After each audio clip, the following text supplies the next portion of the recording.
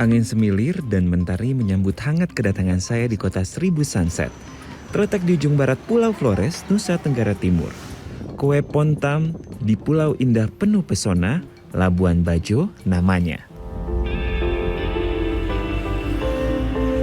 Saya sekarang sedang berada di Labuan Bajo, salah satu dari 5 destinasi super prioritas di Indonesia, yang merupakan tuan rumah dari KTT ASEAN yang ke-42 Mei lalu. Apa sih yang membuat para pemimpin-pemimpin ASEAN itu sampai datang kemari? Penasaran? Ikuti saya terus. Rute penerbangan dari Jakarta menuju Labuan Bajo tersedia setiap hari, jadi sangat memudahkan bagi Anda buat bisa berkunjung ke sini. Waktu tempuh perjalanan juga bisa dibilang cepat, hanya 2,5 jam. Dikenal dengan pesona pulau-pulau dan pantainya yang eksotis, dibalut gugusan bukit-bukit yang manis, Labuan Bajo menjadi gerbang utama bagi para pelancong yang ingin mengeksplor sejuta pesona wisata yang ada di tanah ini.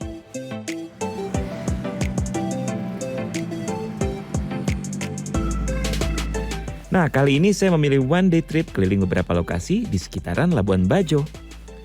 Tapi sebelum jalan lebih jauh, saya mau menikmati suasana kota di Labuan Bajo yang super nyaman. Dan saya mau ajak kalian mampir ke salah satu kedai yang menyediakan menu kopi nikmat dengan harga terjangkau. Ini dia tempatnya. Bagi kalian pecinta kopi, harus banget menikmati kopi Flores yang namanya telah mendunia.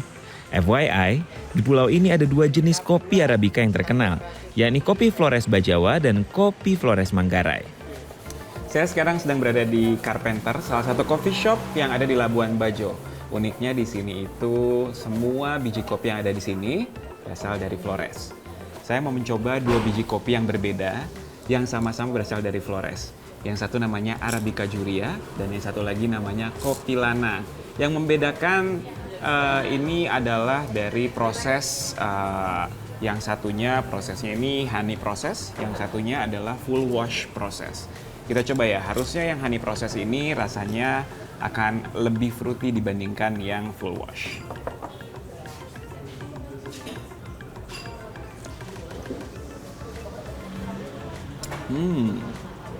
Sungguh enak, ada notes buahnya dan emang lebih fruity ya, tapi kita coba nanti bandingkan dengan yang ini.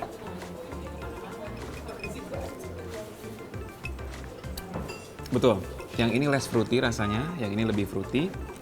Dan yang menyamakan 2 kopi ini adalah selain sama-sama berasal dari Bajawa Flores, kopi di sini juga harganya terjangkau.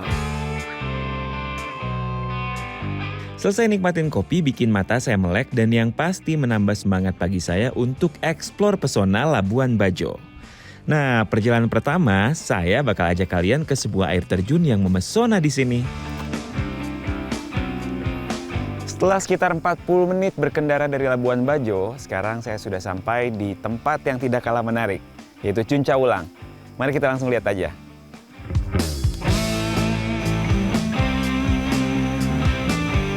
Bagi kalian yang mau berkunjung, jam operasional air terjun Cuncah Ulang dibuka setiap hari pukul 6 pagi hingga pukul 5 sore dengan tiket masuk seharga Rp20.000 untuk wisatawan lokal dan Rp50.000 untuk wisatawan asing. Karena lokasinya yang berada di dalam hutan, pastikan kondisi cuaca ketika hendak berangkat dalam keadaan cerah, tidak mendung apalagi turun hujan. Gunakan alas kaki yang nyaman agar 4 km perjalanan menuju Cuncah Ulang tidak ada kendala. Tenang saja, jalurnya udah rapi dan banyak petunjuk bagi para wisatawan, jadi nggak perlu khawatir tersesat. Selama perjalanan, kita bisa menjumpai berbagai tanaman vanila dan coklat yang sengaja ditanam oleh warga sekitar. Udara yang sejuk khas kawasan hutan membuat perjalanan kalian tidak akan terasa. Akhirnya setelah berjalan sekitar 15 menit, sampai juga saya di air terjun Cuncah Ulang.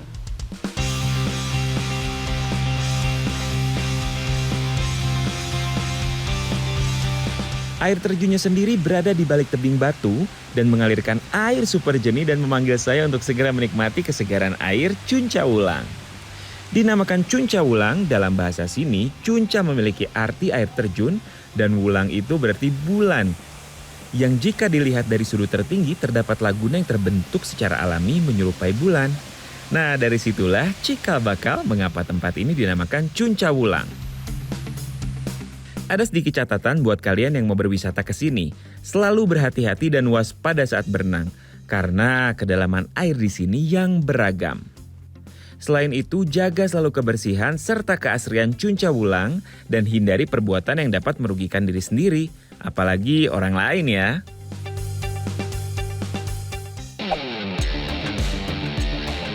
Next destination, Goa Rangko menjadi tujuan saya.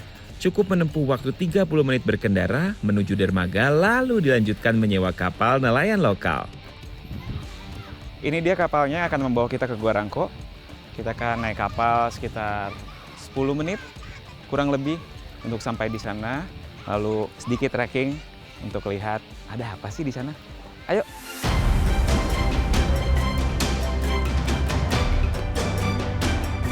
Sepuluh menit yang sangat mengesankan, gimana enggak? Selama penyeberangan, saya ditawari view laut yang jernih, lengkap dengan pulau-pulau kecilnya yang memesona kayak gini.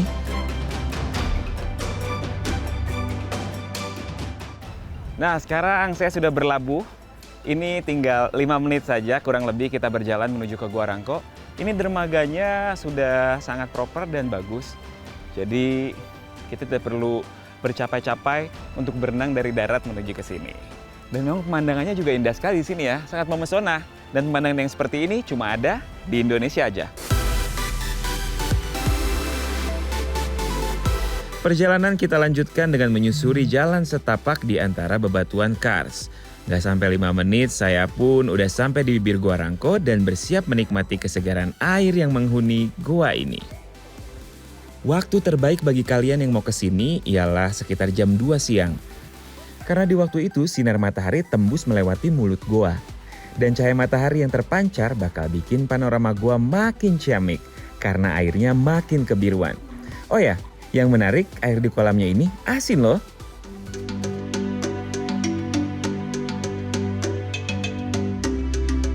Julukan baru sebagai destinasi 1000 sunset memang layak disematkan pada Labuan Bajo. Di sini kalian bisa dengan mudah menikmati sunset dari setiap sudut kota kayak saya gini.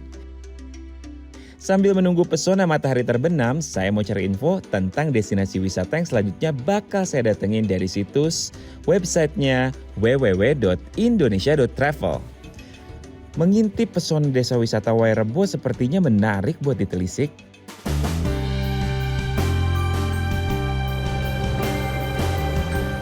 Puas seharian mengeksplor lokasi-lokasi wisata yang memesona di Labuan Bajo, sekarang waktunya buat saya memanjakan mulut sekaligus mengisi perut berburu kuliner lezat yang ada di sini. Rasanya kurang lengkap kalau kita berwisata ke daerah pesisir tapi tidak mencicipi hasil lautnya. Nah, di Labuan Bajo ini ada sentra kawasan biasa orang datang untuk makan malam bernama Kampung Ujung.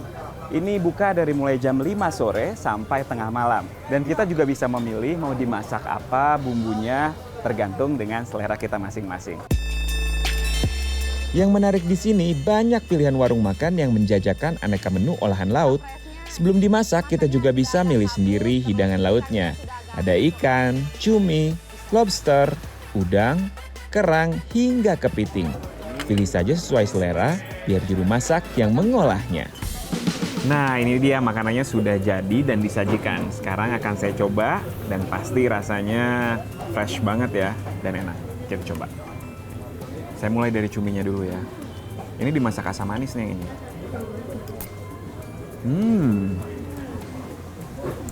Memang beda ya kalau seafood yang fresh langsung dari laut dan yang udah beberapa kali mati gitu.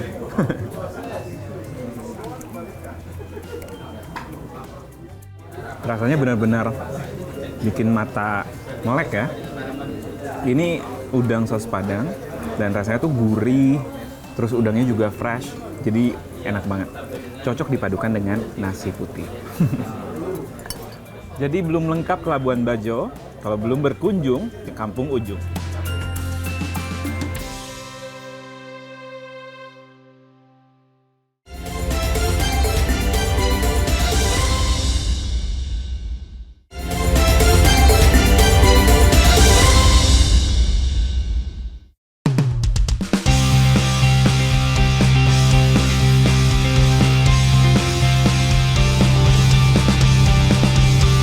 Melanjutkan perjalanan, hembusan angin membawa langkah kaki saya menuju sebuah desa wisata istimewa.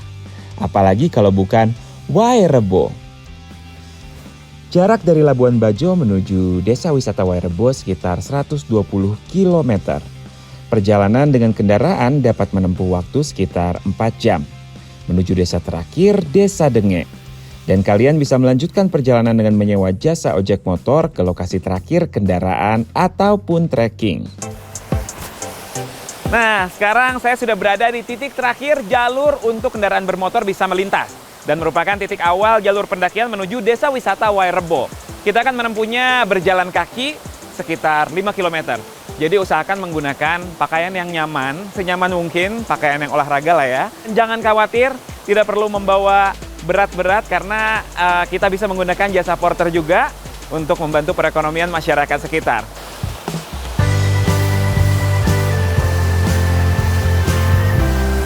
Sebelum trekking, saya cuci muka di pancuran air pegunungan yang super jernih kayak gini dulu. Airnya dingin banget dan bikin terasa segar untuk memulai perjalanan menuju desa wisata Wairebo yang memesona. Jarak dari pos 1 ke pos 2 membutuhkan waktu sekitar 2 jam melintasi area hutan yang menanjak dan cukup terjal. Jangan tergesa-gesa, atur nafas jika kalian merasa lelah saat menanjak. Pepohonan yang rindang dengan udara sejuk dan kabut pun perlahan turun menemani perjalanan saya. Nah, sekarang kita udah setengah jalan nih. Tadi 2,5 kilo lah kira-kira, kita udah naik dan 2,5 kilo lagi nanti kita akan turun untuk sampai ke desa wisata Wairebo yang memesona. Di belakang saya ini sebenarnya pemandangannya kalau tidak tertutup kabut, itu sangat memesona. Ada langit biru dan juga layers bukit-bukit. Tapi dengan ada kabut kayak gini juga tetap membuat suasana jadi lebih sejuk gitu ya. Jadi kita bisa berjalan dengan santai. Mari kita lanjutkan.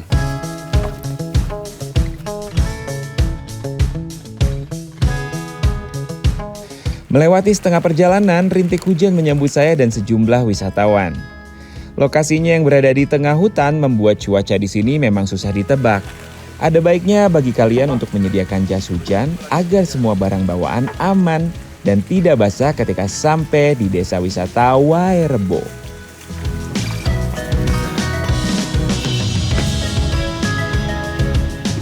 Kita udah memasuki kawasan desa wisata Wairebo nih. Nah, ini di sini ada kentongan yang harus kita pukul dulu, menandakan bahwa kita sudah sampai di desa wisata ini dan nanti orang-orang di desa wisata Wairebo ini sudah siap untuk menyambut tamu yang datang. Kita bunyikan, lalu kita akan lanjut ke jalan ke sana. 1, 2, 3.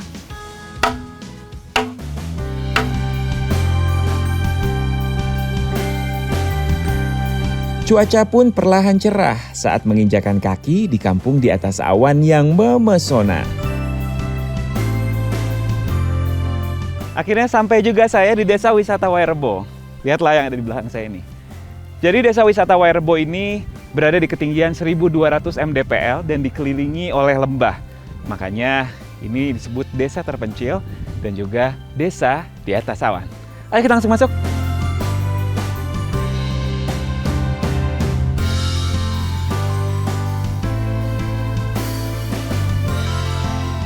Sebelum bisa mengintip keunikan yang ada di desa ini, kita diharuskan untuk meminta izin terlebih dahulu ke kepala adat.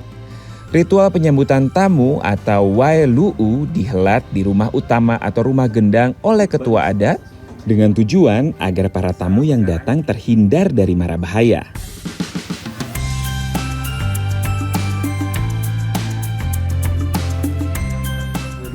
Ini dulu ambil dulu nih pabrik.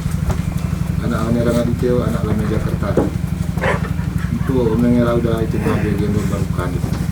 Belum tulus di desa sempulah. Itu di atas Jakarta kulit. Anak marah buat kabar bu. Itu lampu naik baru di lambaran atas foto. Ini kata dumpu ini kapang. Ini kapura rasi sini ini kelang baku. Kalau biasa sekarang dia kulit. Oh belu dia. Terima kasih. Selain mendoakan para wisatawan, Wailu'u juga sebagai wujud bentuk permintaan izin kepada para leluhur. Tak hanya menawarkan keindahan alam yang memesona, arsitektur rumah adat di sini juga unik dan menarik. Berbentuk kerucut, warga setempat menyebutnya Baruniang. Dengan tinggi sekitar 30 meter, Atap rumah tradisional di Wairebo terbuat dari perpaduan alang-alang dan ijuk yang menjuntai hingga ke tanah dengan papan sebagai lantainya. Bangunan rumah adat ini sama sekali tidak menggunakan paku loh, melainkan hanya bermodalkan tali ijuk dan rotan sebagai pengikat. Hal unik lain, 7 rumah Mbaruniang disusun melingkari batu atau compang yang menjadi pusatnya. Nah, seperti yang tadi udah dikatakan Pak Sylvester bahwa ini adalah sebuah altar atau di sini dikenal dengan sebutan compang. Jadi ini harus dihindari kalau misalkan kita mau ambil foto atau video, tidak boleh naik ke atas. Karena ini seperti sebuah altar yang dianggap untuk mendekatkan diri kepada alam dan juga Yang Maha Kuasa. Dipercaya di sini seperti itu. Karena keunikannya, tidak heran Desa Wisata Wairebo ditetapkan Situs Warisan Budaya Dunia oleh UNESCO tahun 2012 lalu yang cuma ada di Indonesia aja.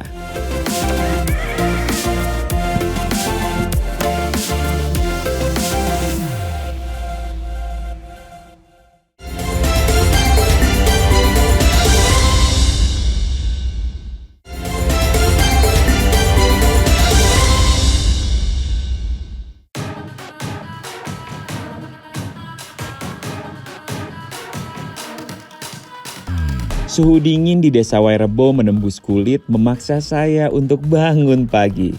Sebelum beraktivitas, ada baiknya kita sarapan dulu bersama para wisatawan lain. Hidangan ini memang disediakan untuk wisatawan yang menginap di desa ini. Mari makan! Perut kenyang, tenaga pun sudah terisi. Dan waktunya kita eksplor Wairebo. Ikut gabung melihat permainan tradisional yang digelar adik-adik sepertinya asik nih.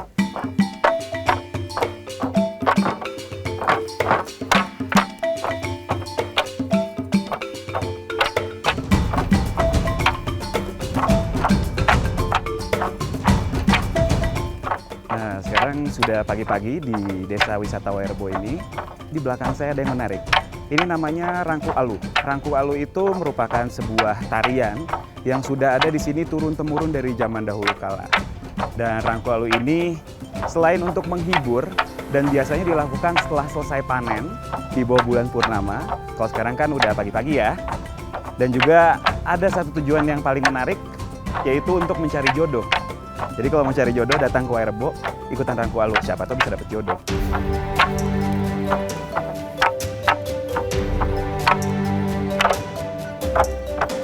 Permainan Rangku Alu paling enggak membutuhkan 5 orang yang terbagi menjadi 2 kelompok, yakni mereka yang akan bermain serta menggerakkan bambu membentuk palang sebagai alat permainannya. Kelompok yang mengendalikan bambu berposisi jongkok sambil menggerakkan bambu sesuai ketukan dan irama lagu. Sementara 2 hingga 3 orang lain harus melompati celahnya agar tidak terjepit tongkatnya. Jadi kita yang berkunjung ke sini bisa coba juga nih. Mbak Bule aja mau coba. Let's try. Wait. Go. 1, 2, 1. 1, 2, jump. 1, 2, 1. 1, 2, jump. 1, 2, 1. 1, 2, jump. Yay! You made it. How was that? What do you think? It's perfect. It's perfect, right? It's fun. It's like morning workout. Yes. Sekilas permainan ini nampak mudah, namun ternyata enggak loh. Nggak bisa sembarangan bermain karena butuh ketelitian serta gerakan kaki yang tepat. Selain melatih ketelitian, Rangku Alu juga menumbuhkan kecepatan berpikir, kemampuan motorik, serta ketangkasan. Wisata di Indonesia aja! Kopi menjadi komoditas utama Desa Wisata Wairebo yang memesona. Saya penasaran banget sekalian mau ajak kalian untuk melihat bagaimana biji hitam ini diolah hingga menciptakan rasa yang luar biasa. Di Wairebo ini terkenal juga dengan kopinya. Dan kopi di sini itu semua prosesnya dilakukan secara tradisional. Mulai dari pemetikan, terus pemilihan biji kopi, lalu penyangrai, dan ditumbuk sampai disajikan menjadi secangkir kopi yang siap dinikmati. Jadi kalau ke Wairebo, jangan lupa untuk mencoba kopinya dan membeli juga hasil kopi dari Wairebo ini, karena dengan kita membeli kreatif lokal, berarti kita juga membantu perekonomian dari masyarakat setempat.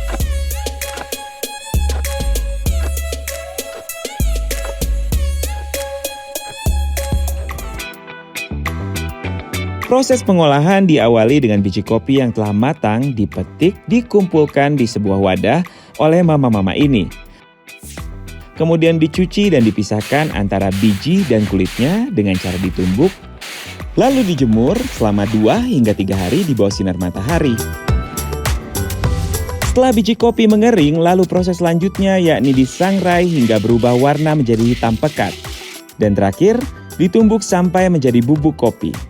Semua proses tersebut dilakukan secara tradisional, tidak menggunakan mesin, pupuk, ataupun pestisida tanaman.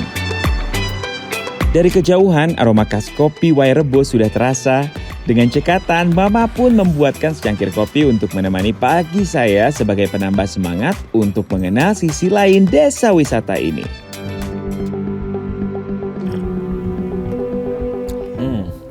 Ini merupakan hasil dari proses tradisional kopi di Wairebo. Rasanya enak sekali, pahit tapi ada aroma buahnya. Di mana di sini tanaman kopi itu ditanam bersama-sama dengan tanaman buah-buahan. Jadi beda dari kopi-kopi yang ada yang lain di Indonesia.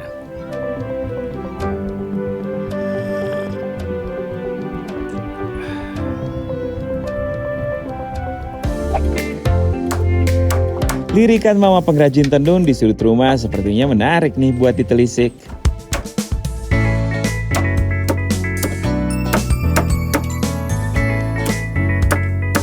Nah, ini merupakan kegiatan yang biasa dilakukan oleh ibu-ibu atau mama-mama yang ada di Wairebo ini, yaitu adalah menenun. Nah, menenun ini bukan cuman digunakan untuk kegiatan mereka sehari-hari digunakan, tapi juga untuk dijadikan buah tangan bagi wisatawan yang datang ke sini. Makanya kalau misalnya datang ke Wairebo, jangan lupa untuk membeli buah tangannya. Karena dengan membeli buah tangan mereka, berarti juga Anda membeli kreatif lokal.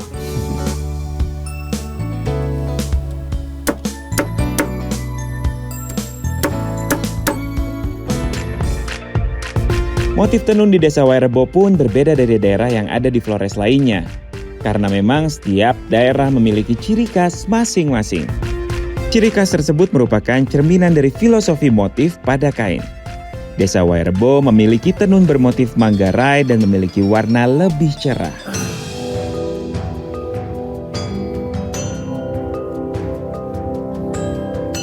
Nah, ini dia hasil jadi tenunnya yang sudah jadi ya. Dibuatnya memang cukup lama prosesnya, sekitar 1-3 bulan, tergantung dari kerumitannya dari motif tenunnya ini sendiri. Dan si motif ini adalah motif khas dari Manggarai yang biasanya didominasi oleh warna hitam, tapi menggunakan benang-benang untuk motif bunganya yang berwarna lebih terang ya, seperti ini. Dan ini motif-motif bunga khas dari Manggarai. Jangan lupa untuk dibeli untuk buah tangan supaya nanti kita bisa membeli kreatif lokal dan membantu perekonomian masyarakat desa wisata Wairebo ini. Bagus ya?